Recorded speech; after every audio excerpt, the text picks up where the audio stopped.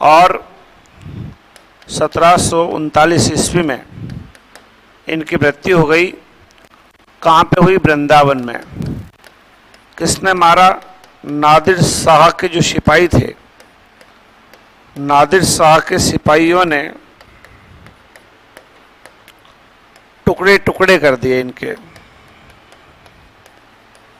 क्यों किए? सुनो, टुकड़े करने का कारण क्या था? दरअसल इनका वास्तविक नाम था घनंद का आनंद घन भी बोलते हैं। इनकी जाति थी कायस्थ। क्या थी? कायस्थ। और गुरु का नाम वृंदावन देव था। ये दरअसल जीवन परिचय इनका इस तरह का है कि ये मोहम्मद शाह रंगीले जो शासक हुए, उनके जो दरबार था, उस दरबार में ये मीर मुंशी यानी कि कोषाध्यक्ष थे। कौन? गणानंद। इसी दरबार में एक वेश्या है। वेश्या बोल दो, गणिका बोल दो, नृत्यांगना बोल दो, एक ही बात है उस जमाने के हिसाब से। उसका नाम है सुजान।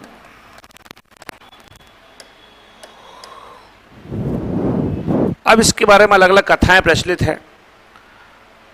मूल कथा इस बात पर आधारित है कि घनानंद और सुजान के बीच में प्रेम था। अब प्रेम था तो कहा यह भी जाता है कि मोहम्मद शाह रंगीले ने एक बार कहा तो घनानंद ने नहीं गाया, और जब सुजान ने कहा तो घनानंद गाने लग गए। तो राजा को इस बात पे बुरा लगा और राजा ने इसी बात के कारण जो है गुस्सा होकर के घनानंद को राज्य से बाहर निकाल दिया।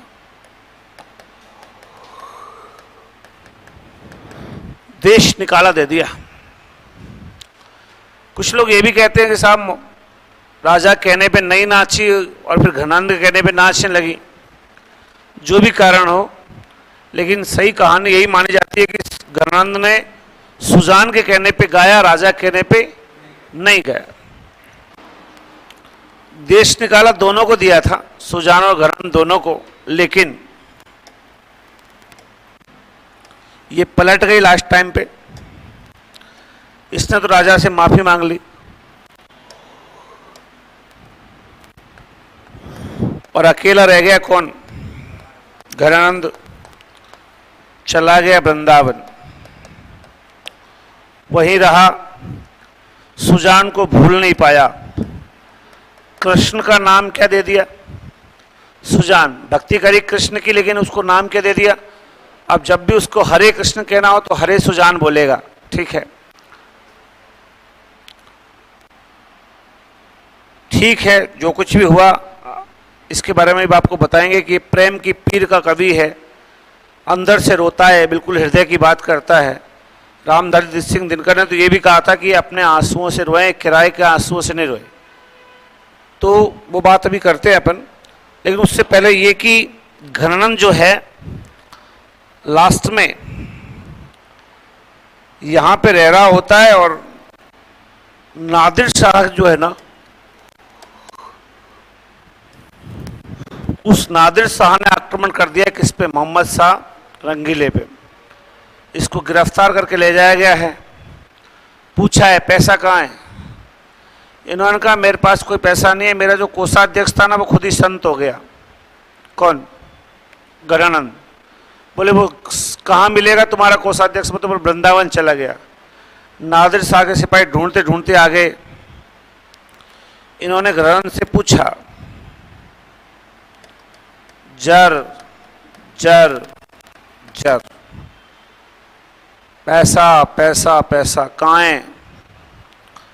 घनानंद ने मिट्टी उठाई और घनानंद बोला रज रज रज। अब मेरे पास तो क्या है, ये मिट्टी है, पैसा वैसा नहीं है। और इस बात पर नाराज हो गए और सिपाहियों ने इनको क्या किए? टुकड़े टुकड़े करके इनको हत्या कर दी इनकी। समझ गए? आगे उपनामों पे लिखते हैं, पहले इसको थोड़ा सा लिखो। हेड डालिएगा रीतिमुक्त कवि और इसमें लिखिएगा घनानंद। जन्म 1689 ईस्वी, जन्म 1689 ईस्वी।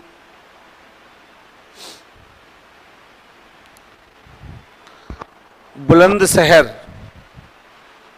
यूपी। जन्म कहाँ हुआ है? बुलंदशहर में, और ये कहाँ का हिस्सा है? यूपी का।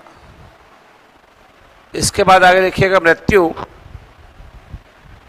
1739 ईस्वी। मृत्यु 1739 ईस्वी। 1739 ईस्वी।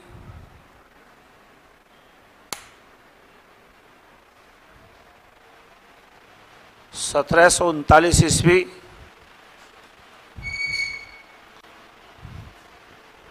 कहाँ? वृंदावन। क्वेश्चन लिखो। नादिर शाह के सिपाहियों ने,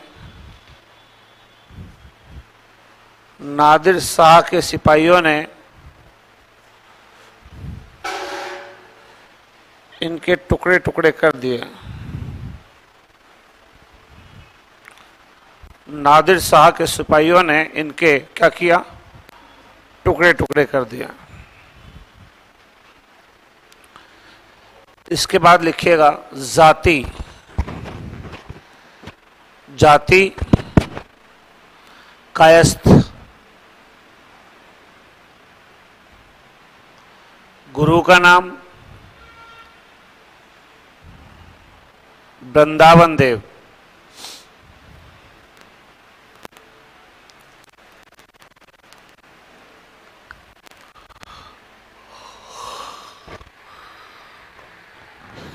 देखो, ये जब वृंदावन जाएंगे ना, तो वहां पे नारायण देव और वृंदावन देव दोनों वैष्णव संत हैं।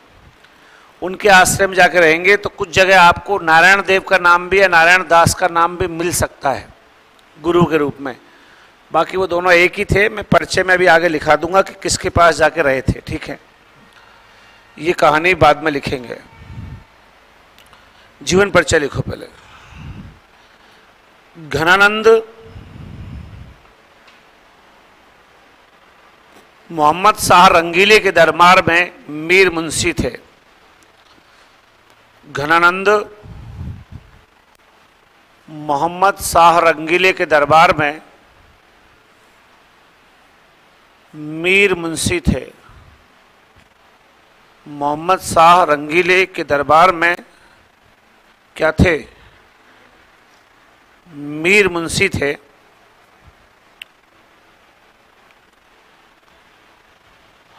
और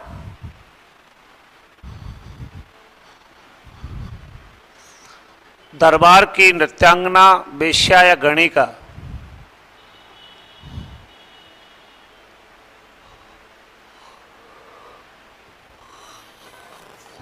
और दरबार की नृत्यांगना, वेश्या या गणिका कौन?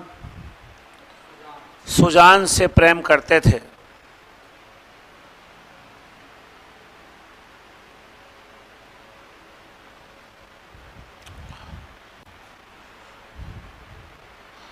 सुजान से प्रेम करते थे।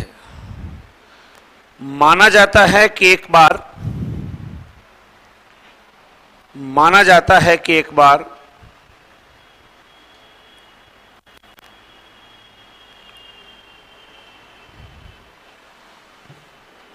राजा के कहने पर घनानंद ने नहीं गाया, लेकिन माना जाता है कि राजा के कहने पर घनानंद ने नहीं गाया, लेकिन सुजान के कहने पर घनानंद गाने लगे।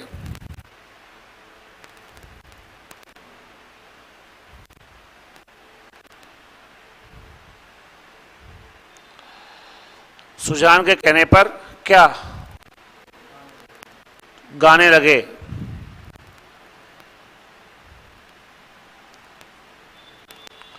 इससे राजा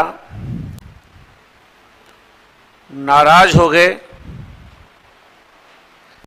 इससे राजा नाराज हो गए और उन्होंने दोनों को देश निकाला दे दिया। और उन्होंने दोनों को क्या किया? देश निकाला दे दिया।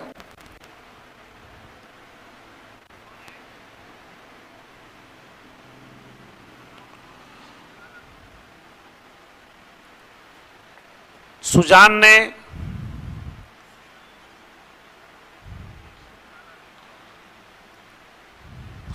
ने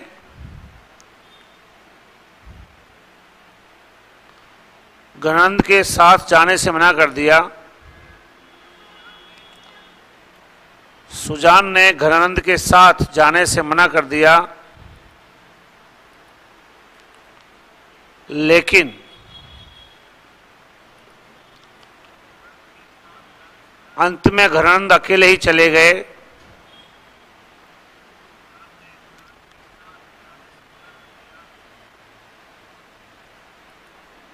घनंद अकेले ही चले गए और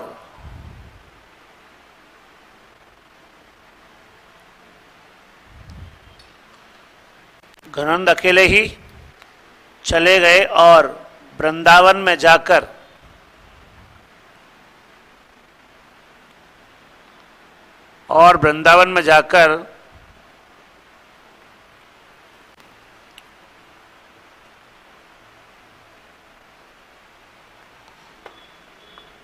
वृंदावन देव व नारायण,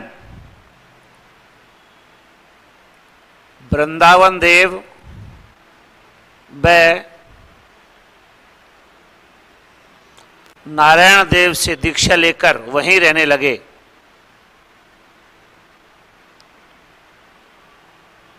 वृंदावन देव नारायण देव से दीक्षा लेकर वहीं रहने लगे। इस प्रकार इन्होंने निम्बार्क संप्रदाय को अपना लिया। इस प्रकार इन्होंने किसको? निम्बार्क संप्रदाय को अपना लिया। निम्बार्क संप्रदाय को अपना लिया।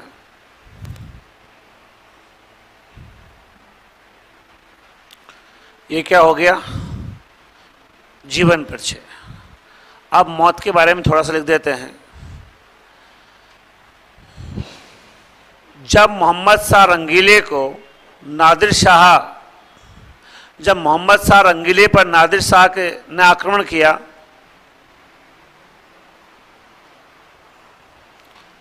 जब मोहम्मद शाह रंगीले पर नादिर शाह ने आक्रमण किया तो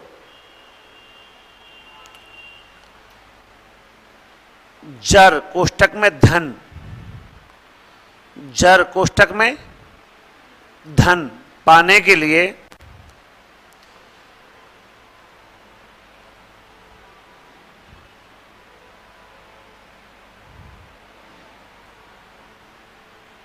इन सिपाहियों ने कोषाध्यक्ष घनानंद को वृंदावन में खोज निकाला। कोषाध्यक्ष घनानंद को वृंदावन में खोज निकाला। कोषाध्यक्ष किसको? घनानंद को वृंदावन में खोज निकाला।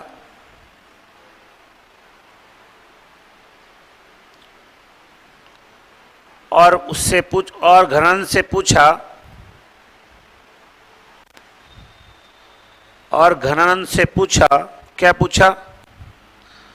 जर जर जर, और अंत में प्रश्नवाचक चिन्ह लगा दो। जर जर जर, और लास्ट में क्या करोगे? प्रश्नवाचक चिन्ह लगा दो। घनानंद ने उल्टा क्या जवाब दिया? रज रज रज। तो घनानंद ने जवाब दिया, तो घनानंद ने मिट्टी उठाते हुए जवाब दिया, तो घनानंद ने मिट्टी या धूल उठाते हुए जवाब दिया, क्या क्या जवाब दिया? रज रज रज।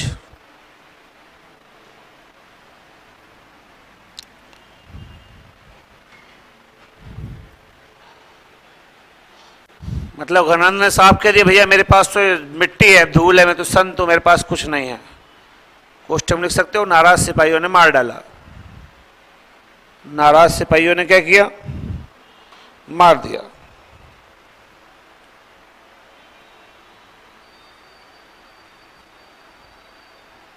ठीक, यस या नो? ये हो गया क्या? जीवन परिचय। अभी घनानंद कुछ भी नहीं हुआ, बहुत बड़ा कवि है, अभी तो केवल एक बात चली है। आगे सुनो, अब उपनामों पे आओ। देखो,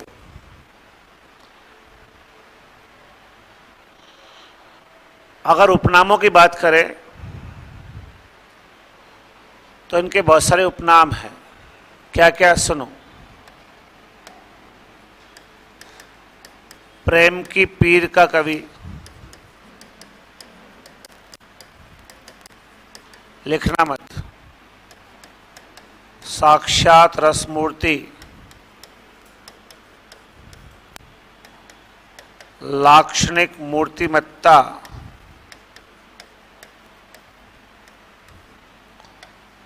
वक्रोक्ति अलंकार का कवि,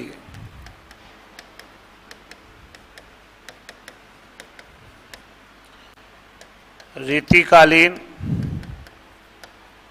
स्वच्छंद काव्य धारा का प्रवर्तक,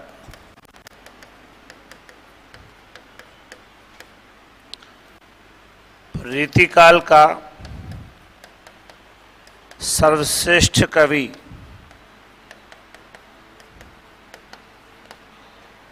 विप्रलंभ अलंकार का कवि। विप्रलंभ का मतलब उलाहना देने वाला। तो ये बार बार किसको उलाहना देता रहता है? सुजान को, कि देख तेरे चक्कर में मैं तो बर्बाद हो गया और तूने तो जब भी मुझे याद नहीं किया। और वो कृष्ण है उसका सुजान। ये भी याद रखिएगा कि सुजान का मतलब प्रेमी का सुजान ही नहीं है, बल्कि कृष्ण भी है। तो ये 1 2 3 4 5 6 7 ये सारे नाम दिए रामचंद्र शुक्ल ने। ये सब किसने कहा? शुक्ल ने कहा।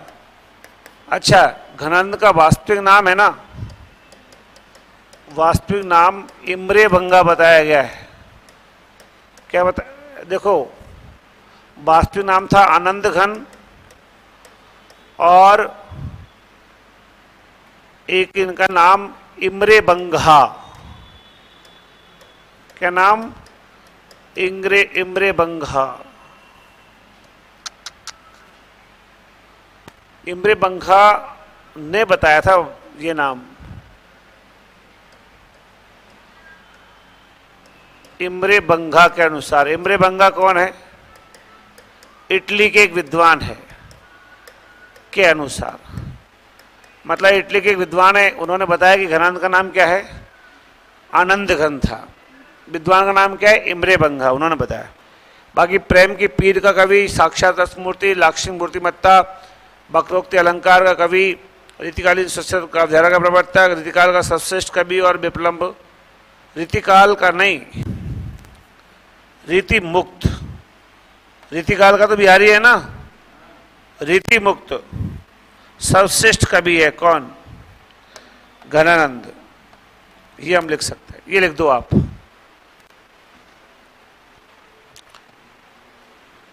भाई इम्रे बंगा ने तो इनका नाम बताया आनंद घन, ठीक है।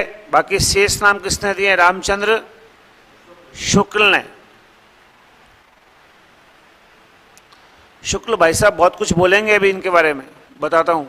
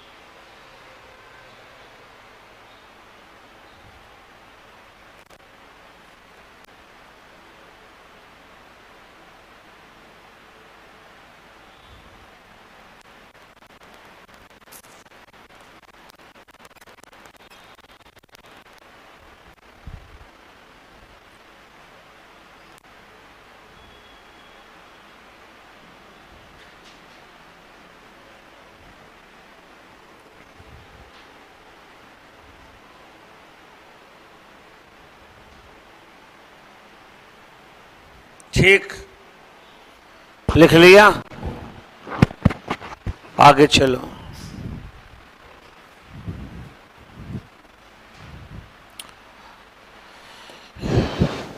रामचंद्र शुक्ल ने कुछ बातें बोली, तो रामचंद्र शुक्ल के अनुसार क्या बोला वो सुनो। एक तो ये ऐसे बोले, लिखो मत, कि प्रेम मार्ग का ऐसा धीर पथिक वह जवादानी का ऐसा दावा करने वाला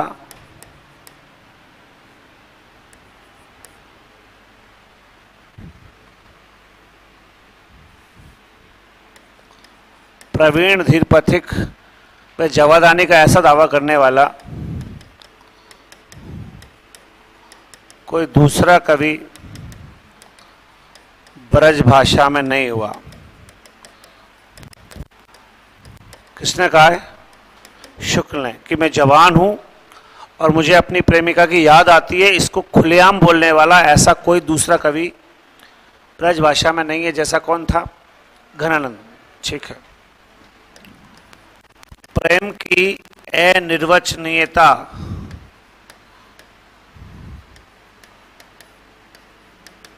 का आभास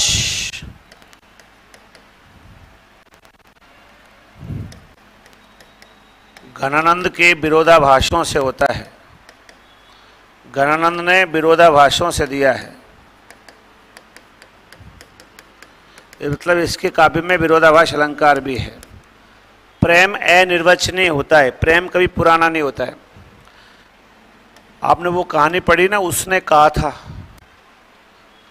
लैना सिंह, चंद्र शर्मा गुलेरी, पढ़ी कभी कहानी? उसने कहा था वो जमादारनी और वो लहना सिंह किसी जमाने में बहुत छोटी उम्र में, किशोर अवस्था में एक दुकान पे मिले होते हैं, पर वो उसी के उस प्रेम को इतना मानता है कि वो उसके भविष्य में उसके पति और उसके बेटे दोनों की जान बचाता है और उसके चक्कर में खुद की जान दे देता है। ठीक है, सिर्फ इसलिए कि उसने कहा था कि ध्यान रखना मेरे परिवार वालों। तो प्रेम कभी पुराना नहीं होता। 100 साल के बूढ़े हैं ना, और अगर उनमें 16 साल की उम्र में प्रेम था और अगर वो 100 साल की उम्र पे एक दूसरे को मिल जाएं तो भी उनके बीच में वही प्रेम रहेगा, उससे कोई फर्क नहीं पड़ेगा। तो प्रेम अनिर्वचनीय होता है, प्रेम कभी पुराना नहीं होता। ये घनानंद ने किसके द्वारा दिया है? विरोधाभासों के द्वारा दिया है। अगली बात सुनो, तीसरी बात, भाषा के लक्षक व व्यंजक बल की सीमा कहां तक है,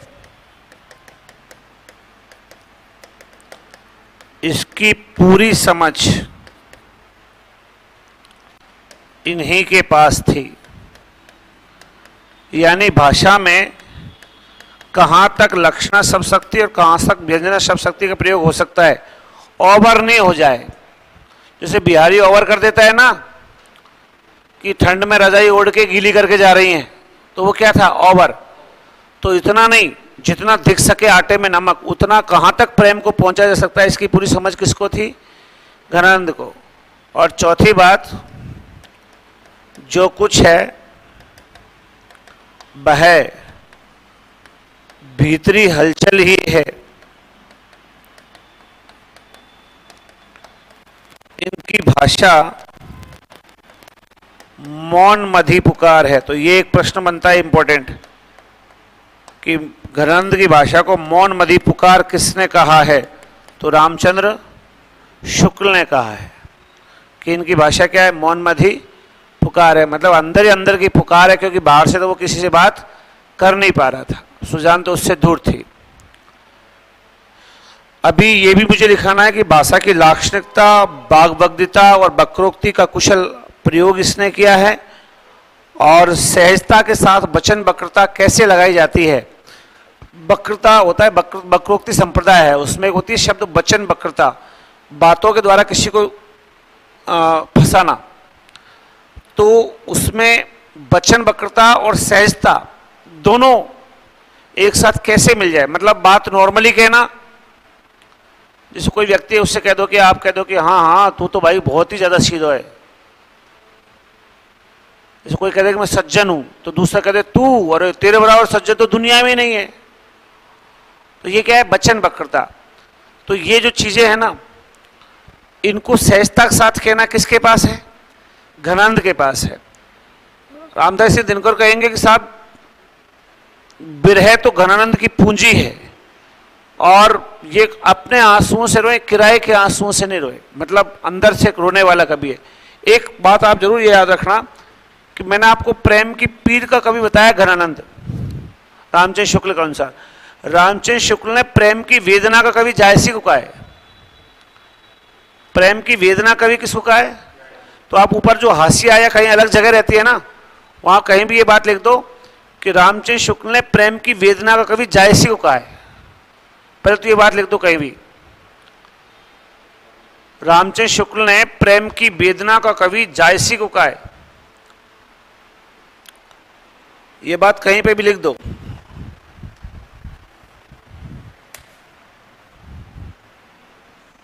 प्रेम की वेदना कवि जायसी को है।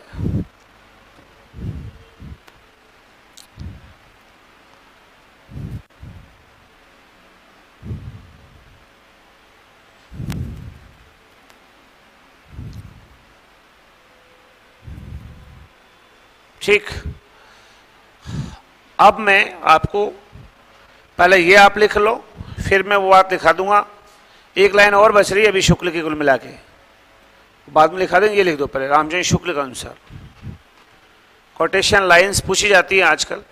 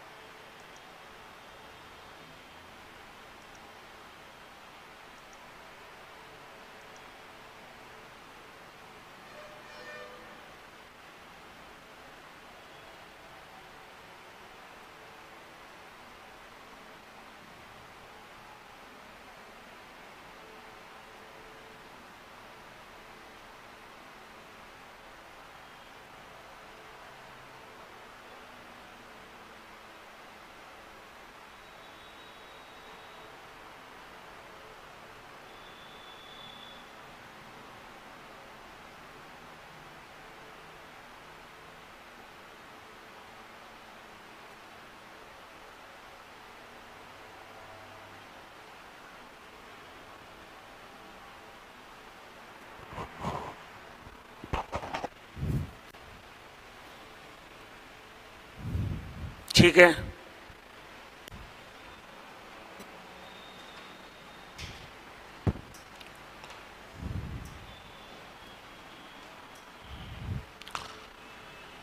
कल क्या है, बेटे की तबीयत खराब हो गई थी, आपको मैसेज किया था। उसके बाद उसको बुखार तेज आ गया था, तो डॉक्टर को दिखाना था। अपॉइंटमेंट ही 8:30 का मिला था, तो फिर आना संभव नहीं हो सकता था, इसलिए एकदम आपको मैसेज छोड़ा। कई बार क्या होता है कि भागदौड़ की ज़िंदगी में ऐसी परेशानी आ जाती हैं। अब आज उसको सुबह बुखार आया, बट उसकी माँ को, प्रधानमंत्री आ रहे हैं आज उधर कोटपुतली साइड, तो मोदी जी की कार्यक्रम में वहाँ ड्यूटी है और मुझे आपके बीच आना पड़ा। तो क्या होता है, कई बार ये दोनों पति पत्नी जब गवर्नमेंट जॉब में होते हैं ना, तो बड़ी दिक्कत रहती है कि नहीं चाहते हुए भी कई बार छुट्टी हो जाती है। बाकी छुट्टी करते नहीं अपन, तो कल इसलिए आपकी छुट्टी कर दी थी। अगली लाइन से लिखिएगा, नंबर 5वां पॉइंट अभी शुक्ल चल रहा है, लिखना मत सुनो। घनानंद की कविताओं में लाक्षणिकता, बाग्वी दग्धता, वक्रोक्ति के साथ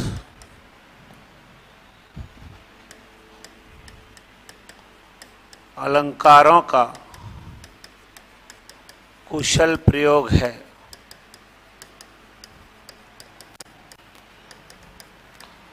काव्य कला में सहजता के साथ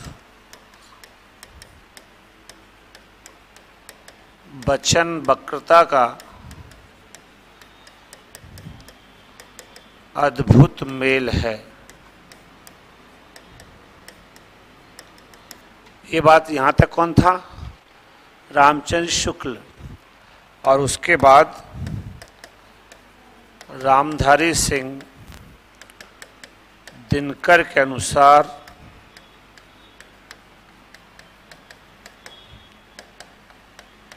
बिरह तो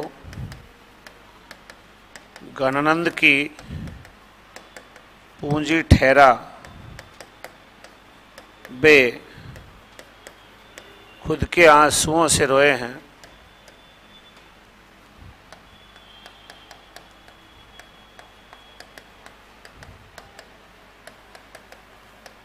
किराए के आंसुओं से नहीं।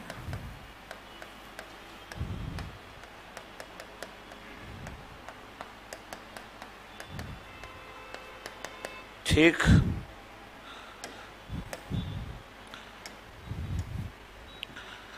अब इसमें आप एक काम करना, 2 चीजें और लिख देना कि घनानंद के जो प्रिय छंद है, घनानंद के जो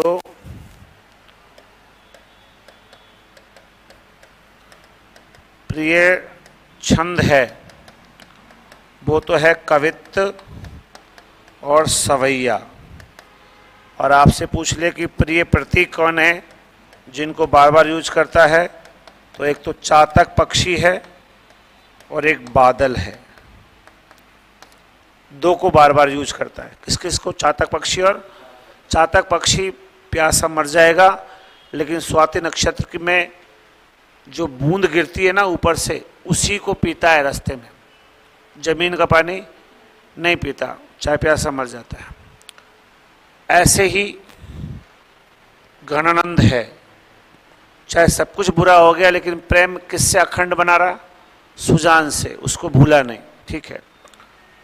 दूसरी बात, बादल को ये बार बार यूं इसलिए याद करता है कि बादल से मैसेज कहता है कि भाई तुम वहां जाके है ना, सुजान को मेरा मैसेज पहुंचा दो, क्योंकि मैं तो उस देश में जा नहीं सकता।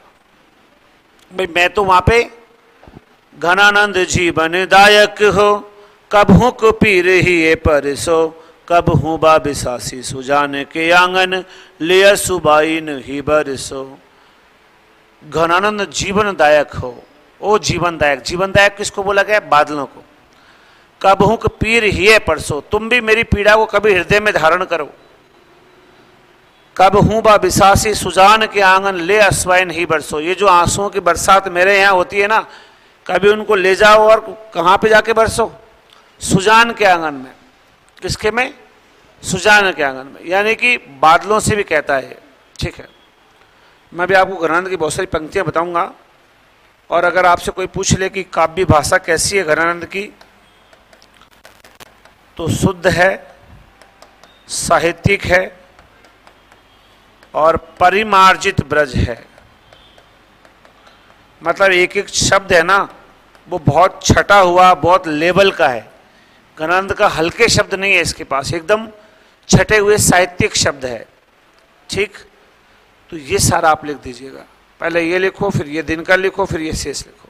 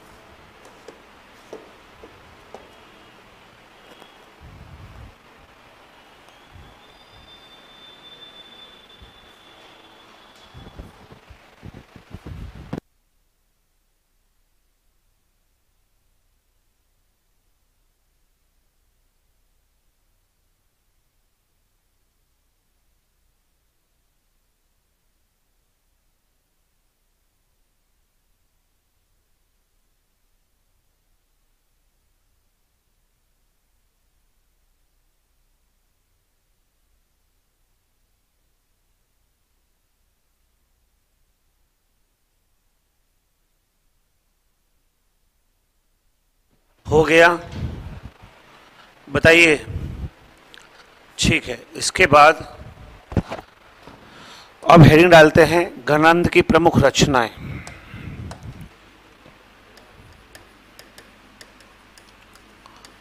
घनानंद की प्रमुख रचनाएं।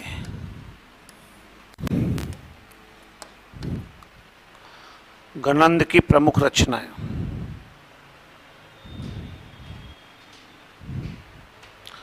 इस पे आइए, अब आप सुनो।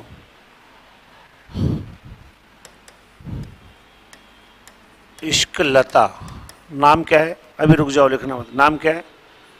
इश्क नामा बोधा की है, ठीक है। इसका नाम है इश्क लता। बिरह लीला, कृपाकंद, कोक सागर। कोक सागर को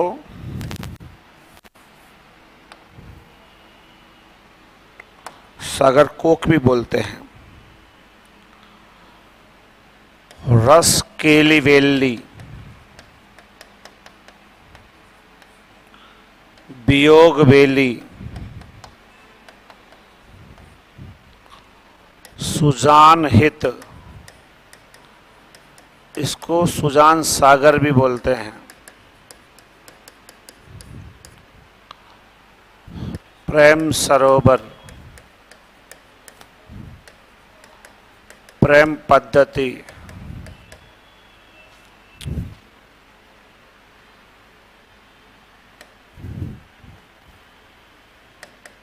गिरि पूजन, यमुना यश।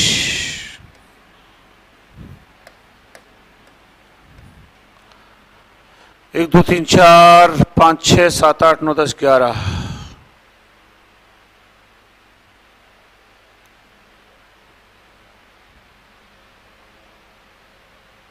ठीक है, देखो,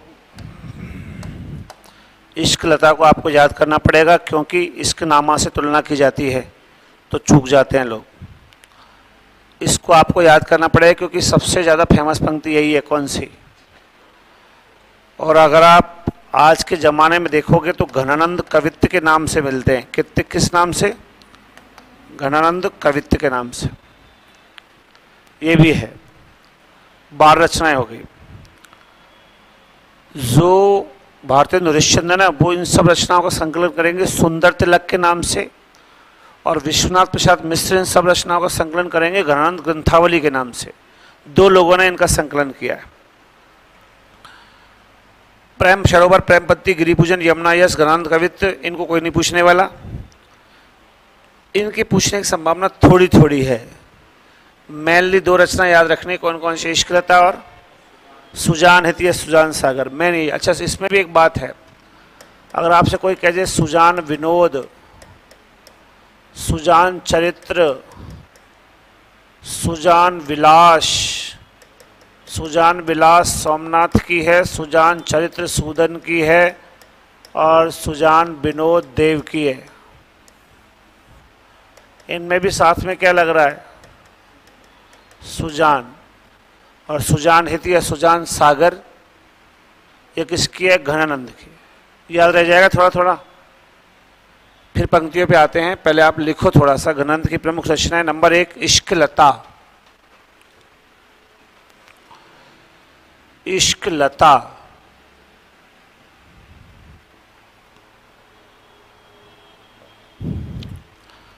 नंबर 2 बिरह लीला।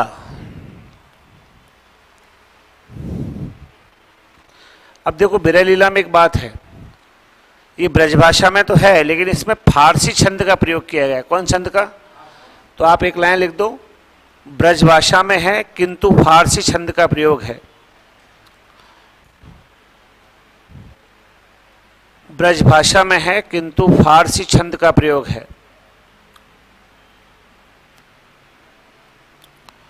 अगला लिखिएगा कृपाकंद।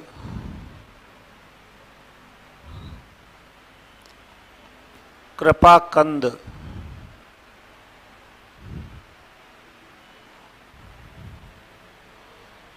ये निबंध के रूप में भी कही जाती है, कई बार ऐसे बोलते हैं कृपाकंद निबंध नाम है इसका, बाकी कृपाकंद लिख दो आप तो।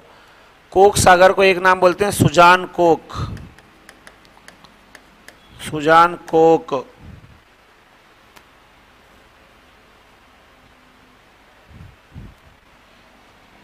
अगली रचना है रस केली वेली,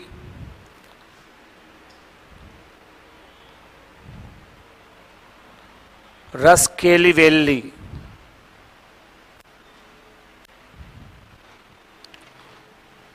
अगली रचना है वियोग वेली,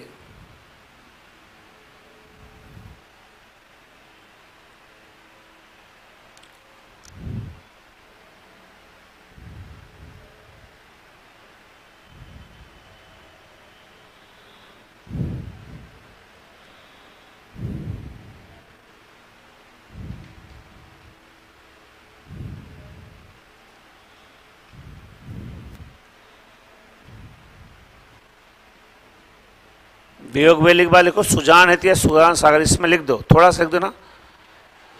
यह घनानंद की कीर्ति का आधार ग्रंथ है, मतलब सबसे ज्यादा फेमस कौन सा है? सुजान है सुजान सागर। यह घनानंद की कीर्ति का आधार ग्रंथ है, यह घनानंद की कीर्ति का आधार ग्रंथ है।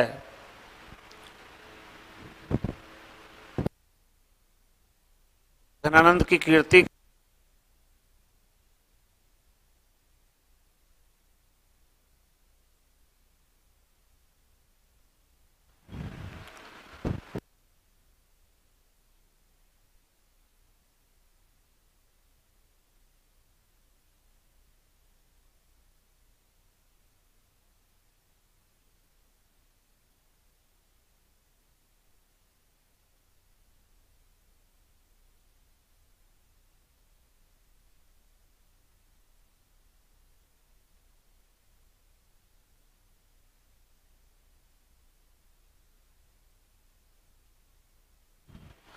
हो गया।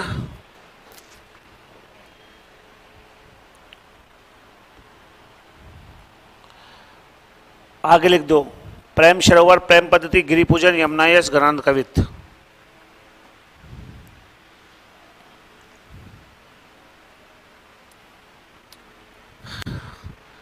प्रेम सरोवर, प्रेम पद्धति, गिरि पूजन, यमुनायस, घनानंद कवित्त।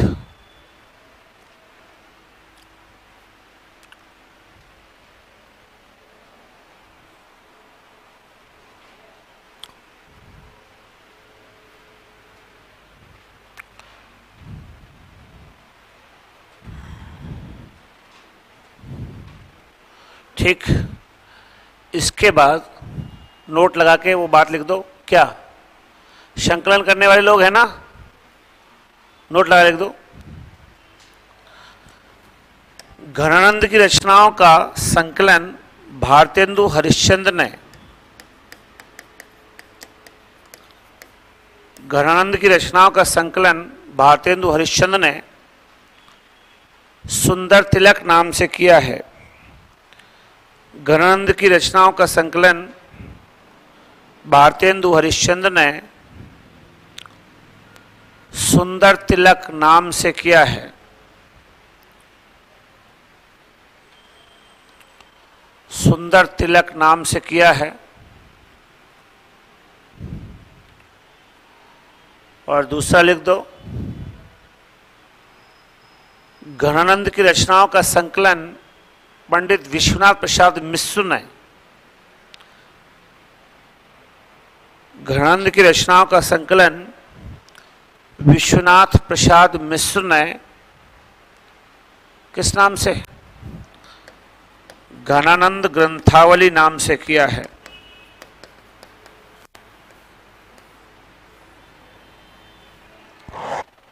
घनानंद ग्रंथावली नाम से किया है। घनानंद ग्रंथावली नाम से किया है।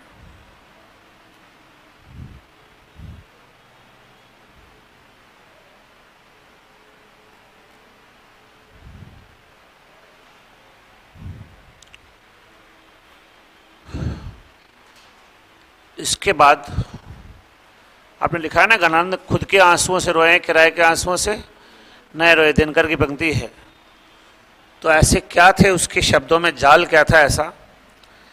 आपने लिखा ही है कि उसके पास बागवी दग्धता थी। बागवी दग्धता का मतलब समझते हैं, ऐसा लगे जैसे बहुत जला हुआ है। दग्धता मतलब जला हुआ, वाणी से जिसके हावभावों से लगे कि बहुत जला हुआ है, बहुत परेशान है।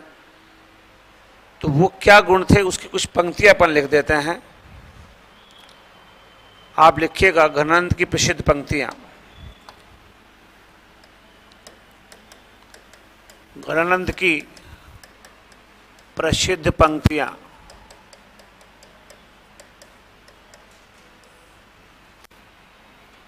नंबर 1,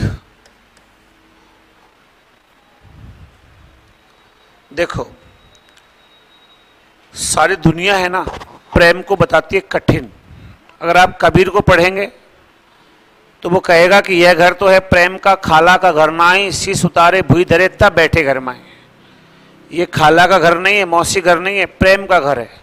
इसमें पहले गर्दन उतारनी पड़ती तब प्रवेश होता है। यानी कि प्रेम की खातिर वो कुछ भी सहन करना पड़ता है जिसकी आपको सहन करने की कोई इच्छा नहीं होती।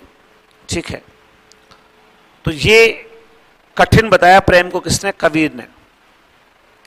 आप आगे बोधा पढ़ेंगे अभी। बोधा भाई साहब कहते हैं कि प्रेम को पंथ कराल महातल बार की धार पे धावेनो है, कि प्रेम का पंथ बहुत कठिन है, तलवार की धार पे दौड़ने के समान है, चलने के समान नहीं, दौड़ने के समान, मतलब बेहद मुश्किल है।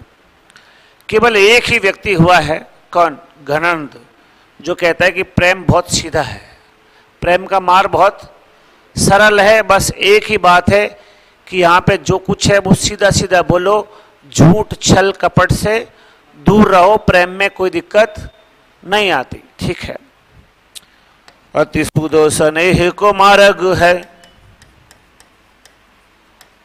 अति सुदो स्नेह को मार्ग है,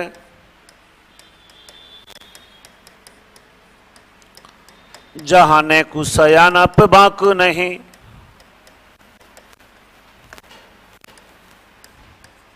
लेकिन प्रॉब्लम क्या है?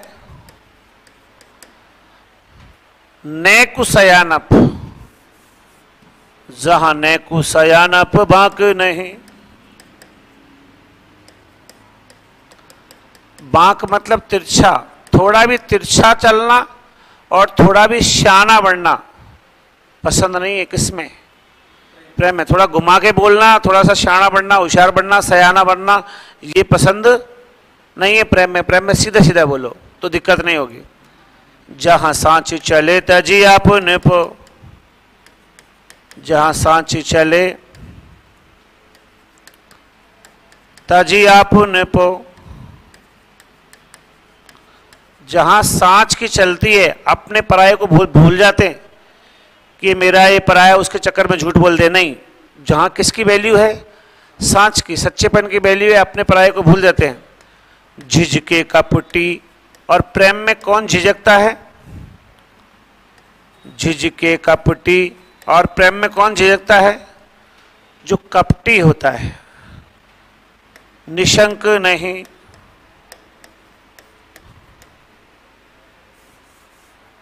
जे निशंक नहीं, जिसको कोई शंका नहीं है वो प्रेम में झिझकता नहीं है। जिसने कोई जाल नहीं बुन रखा ना, वो प्रेम में झिझकता नहीं है। झिझकता कौन है? जो कपटी होता है। समझ गए? तो ये बहुत फेमस पंक्ति है किसकी? घनानंद की। एक इसकी ये भी पंक्ति है, तब हार पहाड़ से लागत है, तब हार पहाड़ से लागत है, अब आने के बीच पहाड़ परे। जब पहले घनानंद सुजान से मिलता था ना, लिखो मत, सुना करो, पंक्तियों को सुना करो, लिखने से कुछ नहीं होने वाला। ये सब मेरे पास, मेरा काव्यांग एजुकेशन ऐप है, वहाँ पे जाओ, ठीक है, वहां पे एक फ्री मटेरियल के नाम से फोल्डर डला हुआ है, उसमें कोई 2-5 हजार पंक्तियां लिखी हुई हैं अलग अलग कवियों की सिस्टम से। यहां जितना लिखोगे ना आप उससे भी ज्यादा लिखी हुई है, पर अगर समझ में नहीं आई तो कोई मतलब की नहीं है वो पंक्तियां। ठीक, इसलिए मैं गा के भी सुनाता हूं आपको ताकि आपको इंटरेस्ट आए उस पर थोड़ा सा, बाकी मैं नॉर्मली भी लिख सकता हूं। तब हार पहाड़ से लागत है, जब घनानंद अपनी प्रेमिका सुजान से आलिंगन करता था ना, गले मिलता था ना उससे, तब उसके गले में जो हार रहता था ना वो उसको चुभता था। उसके प्रेम में गले मिलने में बाधा बनता था कौन? हार। तो तब उसको वो हार भी ऐसा लगता जैसे पहाड़ है हम दोनों के बीच में।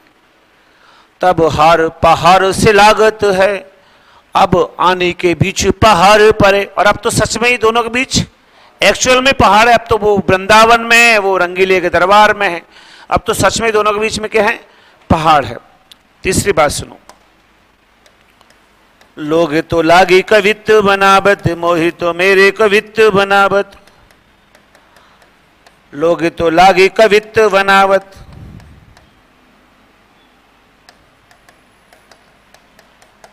मोहि तो मेरे कवित्व बनावत।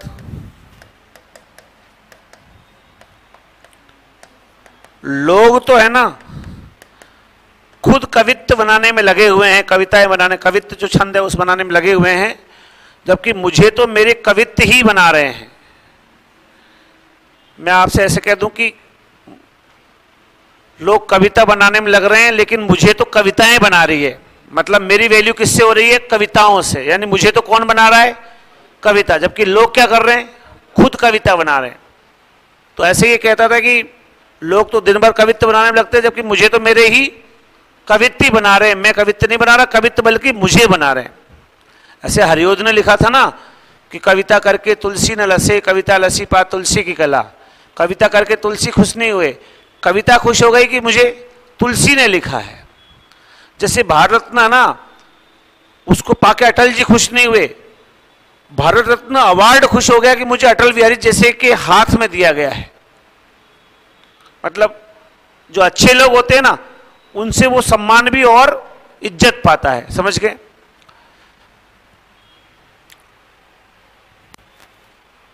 राब रे रूप की रीति अनूप, नवो नवो लागत जो जो निहारी है, सोई ने आंखें ने भानी अनोखी, अघानी नहीं कछु और निहारी है। एक मिनट लिख देता हूं।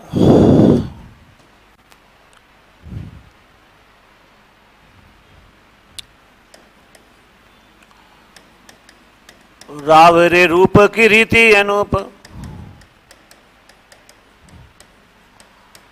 नवो नवो लागत जो जो निहारी।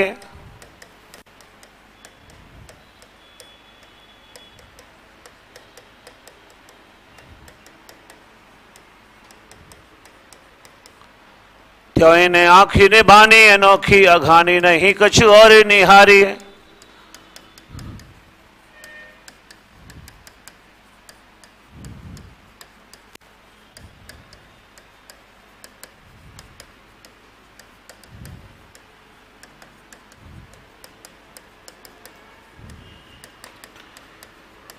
एक ही जीव हु तो सुतो बारो, एक ही जीव हु तो सुतो बारो,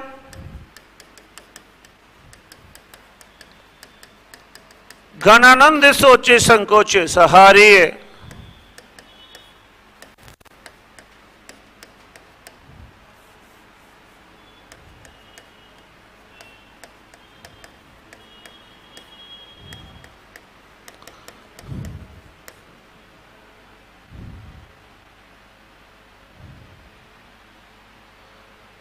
एक ही जीव हु तो सुतो बारो, घनानंद सोचे संकोच सहारी।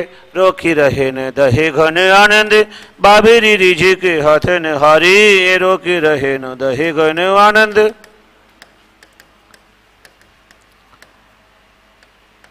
बाबरी रिझ के हाथ न हारी।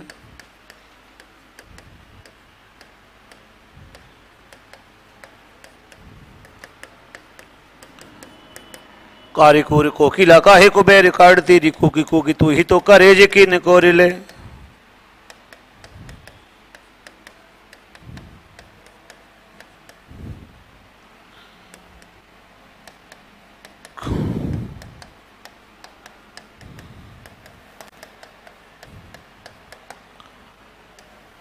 कूकी कूकी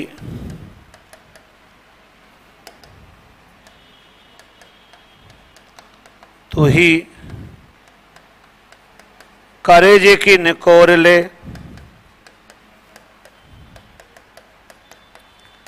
पैंडे पड़े पापी ये कला पीने से धौंस जो है चातक घातक, अब तू ही कान फोड़ ले।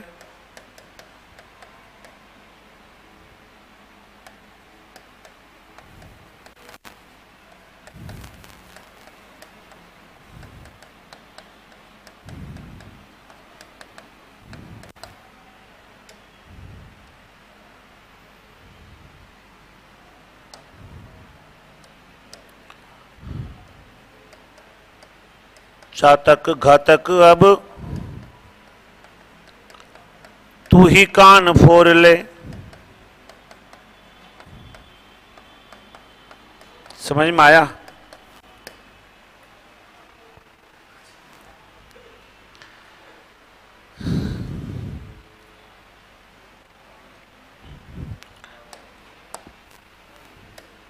गणानंद जीवन दायक हो,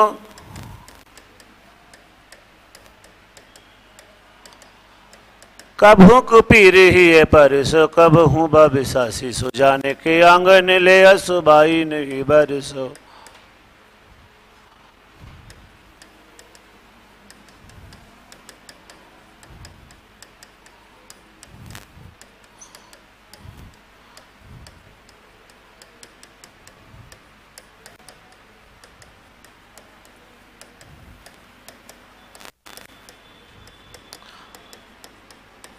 जब मैं घनानंद को पढ़ता था ना कोई जमाने में, तब मैं अनमैरिड था और इसकी प्रेम की निर्वचनीयता को पढ़ते पढ़ते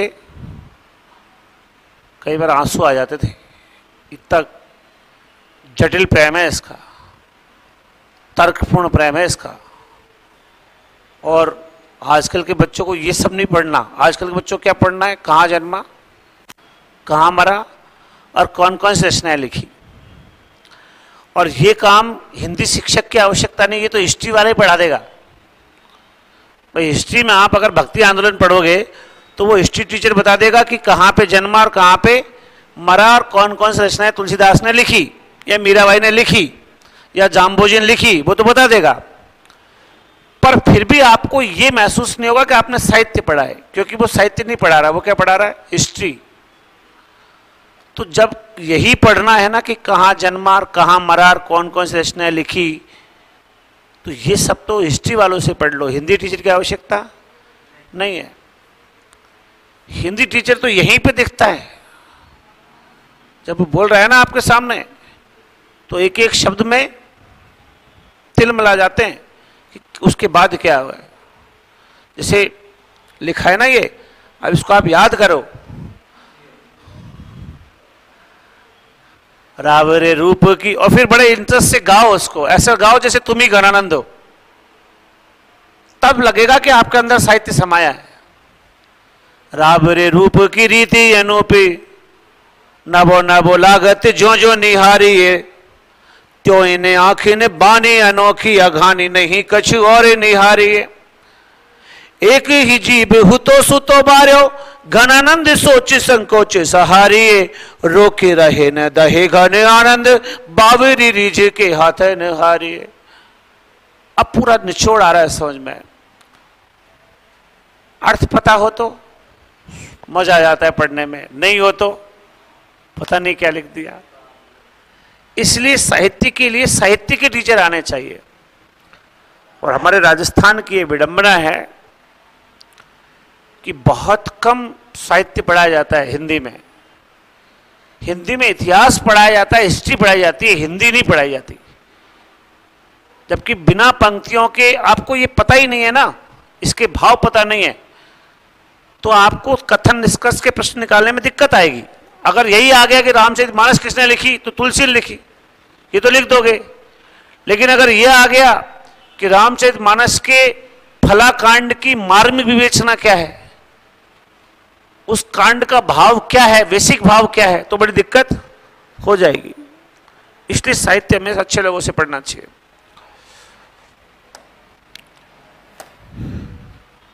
और घनानंद की मौत हुई उससे पहले उसने एक पंक्ति बोली,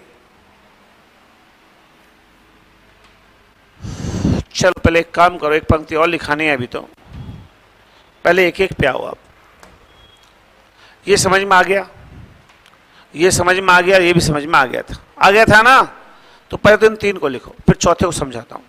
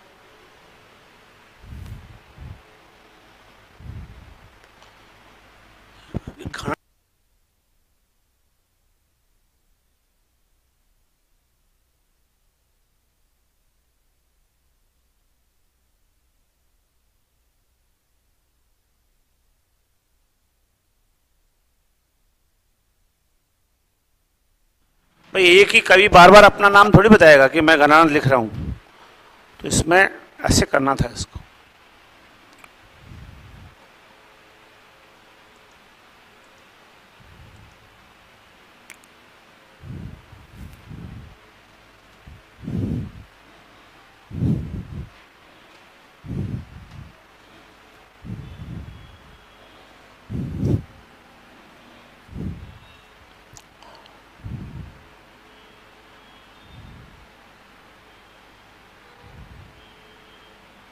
सुजान संकोच असोच, ये पंक्ति यार, सुजान संकोच असोच सहारे, ऐसे है ये,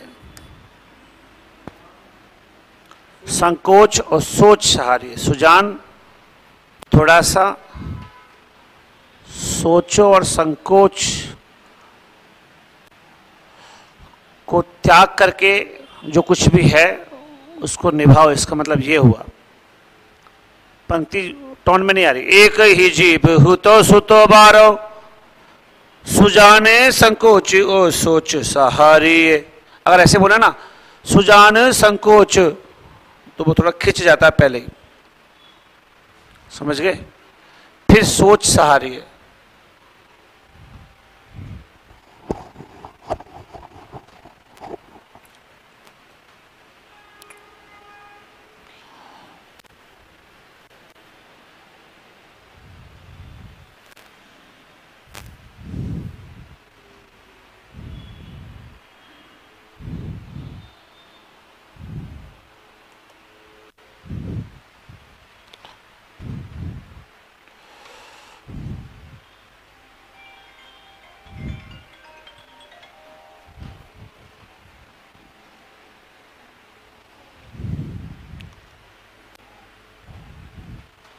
ये पंक्ति लिख लो। कारी कोरी कोकिला का है कुबेर काट तेरी कोकी कोकी तो ही तो करे जी ने कोर ले। पैंडे पड़े पापी पापी, ये कलापी ने सिद्धौस जो ही चातक घातक, अब तू ही गान फोरे ले। चातक घातक,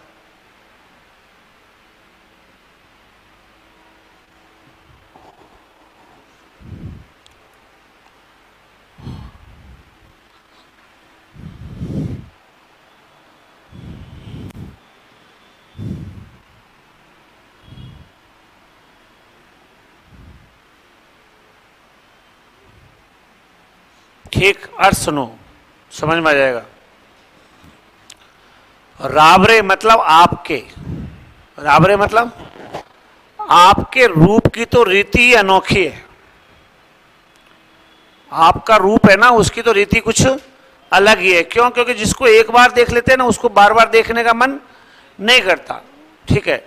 लेकिन आपका रूप की रीति कैसी है? नवो नवो लागत ज्यो ज्यो निहारी है। ज्यो ज्यो देखते हैं त्यों त्यों नया नया लगता है। हर बार ही कैसा लगता है? नया। कौन कह रहा है? घनानंद। किससे? सुजान से। कृष्ण भी हो सकता है इसका, ठीक है। त्यों इन्हें आंखें ने बानी अनोखी, और ये आंखें है ना, इनकी भी अनोखी बानी है। बानी मतलब जिद। इन आंखों की भी एक ही जिद है, क्या? अघानी नहीं कछु और निहारी है, कुछ और दूसरा इनको देखना नहीं है। मतलब आंखों ने भी जिद कर रखी है कि बस तुझे ही देखना है। और तेरे रूप की भी एक अनोखी परंपरा है कि वो हर बार देखने पे नया नया लगता है। आंखों की अनोखी परंपरा है। आंखें क्या करती है? एक बार जिसको देख लेती है अगली बार उसको देखना बार बार नहीं चाहती। पर इनकी भी अनोखी है और तुम्हारे रूप की भी अनोखी है। उसको बार बार देखते तो नया नया लगता है। और इन आंखों की ऐसी अनोखी बानी है, जिद है कि ये दूसरी और किसी को नहीं देखती। आगे सुनो। एक ही जीव हुतो सुतो व्यापारो, मेरे पास तो एक ही प्राण था। सुजान से कह रहे, वो तो पे नौछावर कर दिया। बारो मतलब नौछावर कर दिया। एक ही जीव हुतो सुतो बारो, सुजान संकोच सोचो सहारिये। सुजान संकोच को त्यागो, थोड़ा सोचो और मेरी इस बात को सहारो, मतलब मुझे अप्रिशिएट करो। रोक रहे न दहे गण आनंद, मैं अपना आप को रोक नहीं पा रहा हूं और आग में जल रहा हूं। बावीरी रीझी के हाथन हारिए, और बार बार मुझे गुस्सा आता है, उस रीछ के द्वारा मैं हार गया हूं। मतलब बार बार गुस्सा करता हूं और अपने आप ही कुड़ कुड़ के अंदर से रह जाता हूं। इसीलिए दिनकर ने कहा है क्या? अपने आंसुओं से रोया, किराए का आंसुओं से नहीं रहा, विरह घनानंद की पूंजी है। आगे देखो, कोयल से कह रहा है, कारी काले रंग की, कूर मतलब क्रूर निर्दयी कोकिला, तू मेरे से बैर क्यों काट रही है? क्योंकि जब जब कोयल कूकती है उसको किसकी याद आती है? सुजान की। तो कारी कूरी कोकिला का एक बैर काटती थी, कूकी कूकी तू ही तो करेजे की निकोर ले, ऐसा कर तो खूब कूक ले और मेरे करेजे की कोर निकाल ले, मतलब मेरे प्राण निकाल दे। क्योंकि जब भी ज्यादा कूकती है तो उसको याद किसकी आती है? सुजान की। पैडे पड़े पापी, एक कलापी नहीं से धौंस चाहिए। और कलापी है ना पक्षी, वो भी क्या है? उसको पैंडे पड़े मतलब तेरा नाश हो, क्योंकि वो भी बार बार उसकी याद दिलाता है। और चातक घातक और कुछ कमी रह जाती है तो जो चातक पक्षी है वो उसकी याद दिला देता है।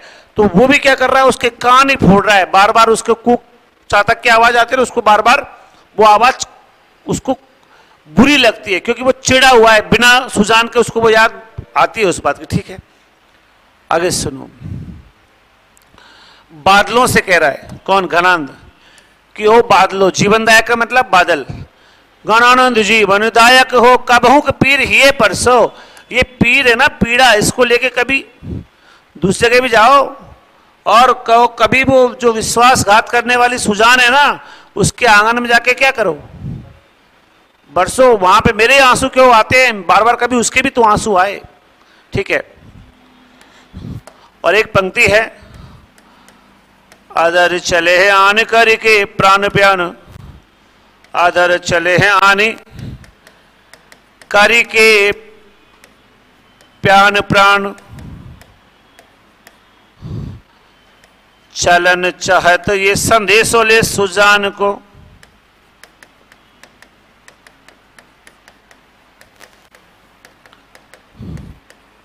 ये मौत से पूर्व अंतिम पद है किसका? गणानंद की।